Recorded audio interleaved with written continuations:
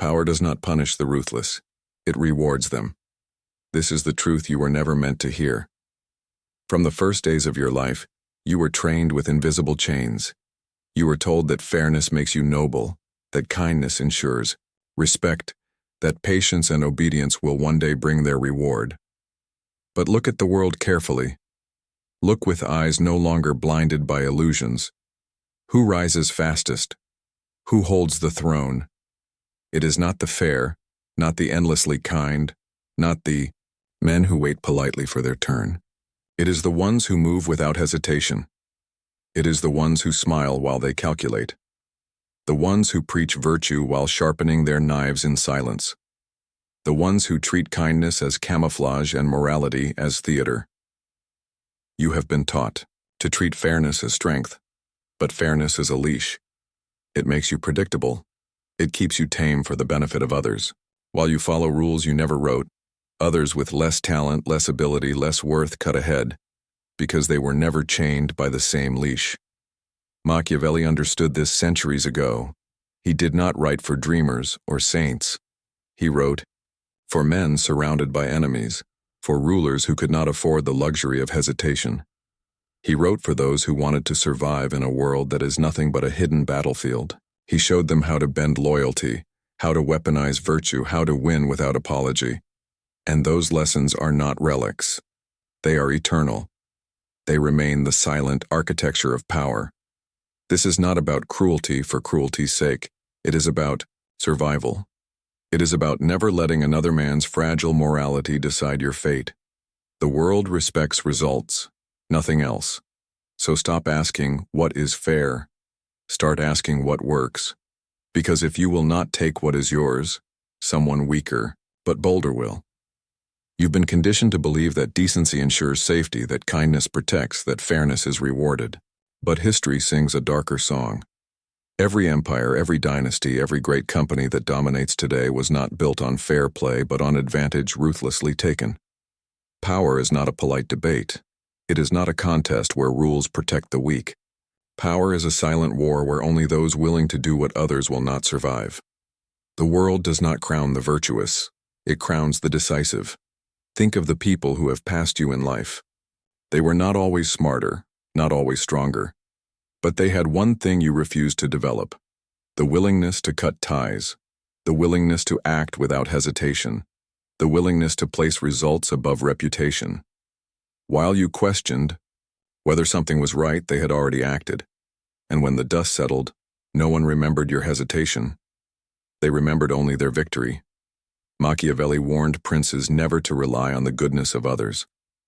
He understood what most men cannot bear to face. Human beings are driven not by purity but by fear, greed, and ambition. Even the noble serve themselves first. If you refuse to accept this, you will be blindsided again and again, betrayed not because the world is cruel but because you refuse to see it clearly. Ruthlessness is not blind cruelty. It is discipline. It is clarity. It means doing what is necessary without drowning in guilt or hesitation. A ruler who refuses to be ruthless is not merciful. He is weak, and weakness in power is not a virtue. It is a crime that others will punish. The first weapon of the ruthless is understanding reality as it is without illusions, without sentiment. Do not confuse this with becoming a villain. True ruthlessness is not loud. It is quiet, invisible. It does not announce itself with cruelty on display. It moves like a shadow, striking when hesitation rules the hearts of others. It smiles while hiding the blade. It chooses decisive moves over endless moral debate. From this moment forward, your question must change. Stop asking, how can I win while staying good, and start asking, how can I win? Period. Morality is a luxury only those who already hold power can afford. For everyone else, it is a cage. Machiavelli's words echo through time. It is better to be feared than loved if you cannot be both. But fear does not mean open terror. Fear means respect. Fear means certainty. It means no one doubts your willingness to act. That is what ruthlessness creates. Not chaos, but authority. History is littered with corpses of men who tried to be good. They thought decency alone would shield them. They assumed if they harmed no one would harm them. But the world is not a balance of morality.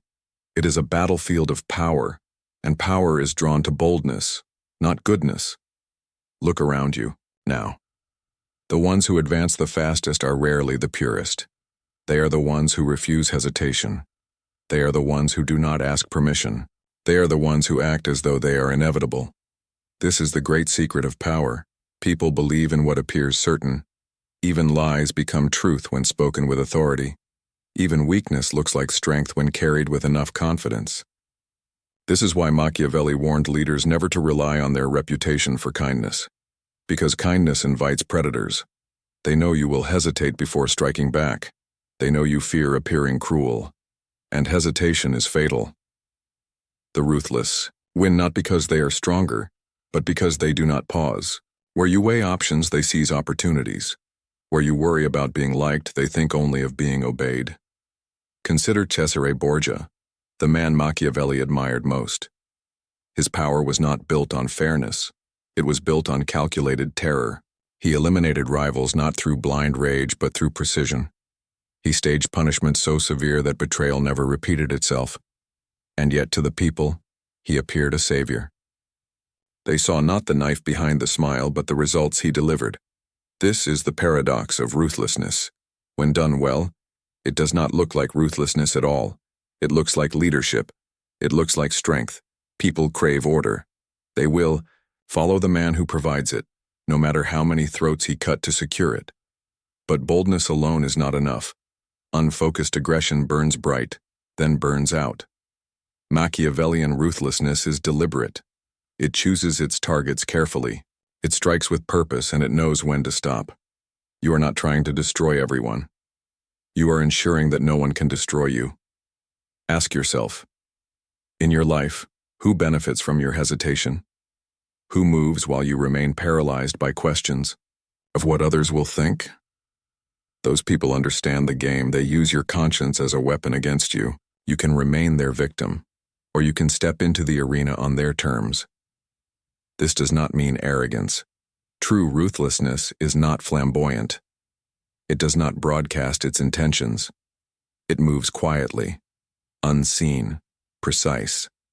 By the time people realize what has happened, you are already beyond their reach. The lesson is clear. Stop performing goodness in the hope of reward. The world gives no points for effort. It follows only the man who decides without flinching. When others sense that you are willing to do what they will not, they stop competing with you. They begin to fear you. Fear is safer than love. Love is fragile, conditional, fleeting. Fear endures. A man who fears you cannot betray you without trembling. A man who loves you may turn against you the moment love becomes inconvenient. That is how power consolidates, not through kindness but through respect born of cold resolve. There is a dangerous illusion in trying to be endlessly kind, endlessly forgiving, endlessly fair. It makes you noble in appearance, but predictable in action. In the game of power, predictability is weakness. Hesitation is blood in the water, and the sharks circle quickly. Machiavelli warned that cruelty, when used well, is not a vice, but a necessity. The key is precision. The weak lash out, blindly punishing in anger. The powerful wait, watch and strike with precision. One act so sharp, so absolute that no one dares test them again. Strategic cruelty is not endless violence. It is concentrated violence. One decisive blow that removes the threat permanently. History is filled with leaders who failed because they spared enemies at the wrong time. They punished lightly, creating resentment without fear. They showed mercy when it cost them everything. And when they finally became merciless, it was too late. Mercy is only admirable when you are in complete control. Otherwise, it is an invitation to betrayal. When someone challenges you directly, do not respond with half measures. Do not wound your enemy. Destroy them. A rival who survives your blow becomes bitter, patient, determined to see you fall. End them decisively and let the example echo longer than any words. The mere appearance of cold resolve protects you more than 1,000 friendly smiles. But cruelty must never be emotional. If you strike from anger, you make mistakes. If you strike from fear, you reveal weakness. Strategic cruelty is not about rage. It is about control. You act not because passion consumes you, but because calculation demands it. One cruel act, chosen well, prevents 10 betrayals later. In your own life, the principle is smaller but just as clear. Cut toxic people completely, instead of tolerating them in small doses. Fire the employee who undermines you instead of giving endless warnings. End betrayal so thoroughly that no one dares repeat it. One clean break sends a clearer message than a dozen petty retaliations. When others see that you are capable of being cold when necessary, they treat you with caution. Your reputation begins to do the work for you. People will think twice before crossing someone who acts decisively. And that ironically means you will use cruelty less often. Like a sword drawn but rarely swung, its mere presence keeps the peace. The greatest rulers were not those who never used cruelty. They were those who used it once at the right moment in the right way, and then ruled in calm because no one wished to provoke them again. Power demands both the velvet glove and the iron fist, but the fist must be real, not symbolic. Stop trying to win approval with endless fairness. The masses do not respect those who are always nice. They respect those strong enough to enforce their will. Your task is not to be loved. It is to be feared just enough that love becomes optional. Strike rarely, strike hard, and when you strike, strike so completely that your enemy cannot rise again. Power does not live only in what you do. It lives in what others believe about what you do. If you dominate the story, you dominate reality. Kings have fallen not because they were weak, but because they allowed their enemies to write the tale of their weakness first. Most people do not see truth. They see the version of truth that is told the loudest, told the earliest, repeated without challenge. This is why true operators do not merely act. They narrate. They frame their actions before anyone else can. They make betrayal look like loyalty, conquest look like defense, ambition look like duty. The timid believe actions speak for themselves. They do not. Actions are mute until words give them meaning. Crush a rival without shaping the narrative, and you will look like a tyrant. Frame it as necessary justice, and the crowd will cheer, while your enemy bleeds out. Rulers have always understood this. They paraded generosity while quietly seizing wealth. They preached peace while sharpening their swords. By shaping narrative, they made their power seem natural, even righteous. When power looks inevitable, resistance dies before it begins. Narrative is armor. It shields you while you act. Lies are crude weapons. Narratives are elegant. They bend perceptions so thoroughly that even truth looks false. Instead of denying your schemes, bury them in a greater story. People will believe what flatters their hopes and fears. Give them a script, and they will read it out loud on your behalf. The most dangerous narrative is the one that seems to have no author. If they cannot trace it to you, they cannot fight it. Enemies will try to expose you. Let them. If you've written the story well, their accusations will sound paranoid. Their warnings will look unhinged. You do not counter their words with arguments. You drown them in ridicule and doubt. You make their truth look absurd until they choke on their own outrage. Control not only how you are seen, control how your enemies are seen. Make them look reckless before they act, greedy before they take, cruel before they even lift a hand. Then, when they finally move against you, the world will nod. We knew it all along. Their actions will confirm your story, not theirs. This is the deep game. Power is not seized once. It is maintained daily through perception. Crush one rival, and you may win a battle. But if the story paints you as dangerous to everyone, you unite your enemies against you. Shape the tale so your rise looks inevitable, so resisting you looks suicidal. Make them fear the crowd's judgment more than they fear your blade. When you master narrative, you can even retreat without appearing weak. You can lose ground and make it look like part of your plan. You can betray allies and convince them to thank you for the lesson. You can do anything, as long as you decide what it means before anyone else can. Power does not belong to the man who makes the move. It belongs to the man who decides what that move costs. The weak scramble to control actions, Who does what? Who says what? Who moves where? The powerful control the aftermath. They shape the rewards, the punishments, the interpretations that follow. Consider the great empires. Rome did not simply defeat enemies on the battlefield. It salted their fields. It erased their names. It rewrote history so they barely existed. The punishment was not just pain. It was memory itself, rewritten forever. That is how you must think, not in terms of wins or losses, but in terms of shaping what people remember. Power is not about preventing betrayal. It is about making betrayal unthinkable. Machiavelli wrote that fear is more reliable than love because fear depends on punishment, and punishment depends on you. If you can decide whether an enemy's attack ruins him or elevates him, you have already won. If you can decide whether a friend's betrayal leads to forgiveness or to ruin, then you hold absolute authority. The weak fight on the surface, blow for blow, desperate to control events. The powerful don't care about the blow itself. They have already written the ending. They are not worried about the knife. They are deciding whether the stabber ends up hailed as a hero or hanged as a traitor.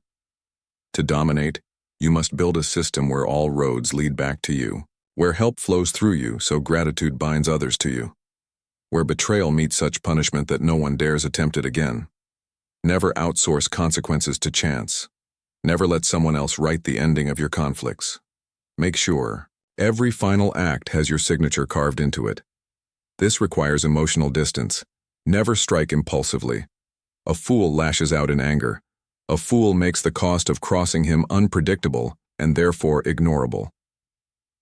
The Machiavellian waits. He calculates. He punishes in a way that not only destroys his enemy but instructs everyone watching. One punishment, chosen well, prevents 10 betrayals. Build leverage quietly. Secrets, debts, obligations. Structure relationships so others depend on your favor, not abstract loyalty. Then when someone dares step out of line, you don't need to scream. You don't need to threaten. You simply decide their fate with cold precision. Perhaps you let them twist in uncertainty. Perhaps you take everything at once. The point is not cruelty for its own sake. The point is order. You decide what behavior survives and what behavior dies. When people learn that you control consequences, they stop arguing about whether you are right or wrong. They simply fall in line. Power ceases to be a debate and becomes a fact of nature. Just as no one argues with gravity, no one argues with the man who makes the cost of defiance too high to bear. In every move you make, ask yourself, if this person resists me, can I decide what happens to them? If the answer is no, you are still playing the surface game.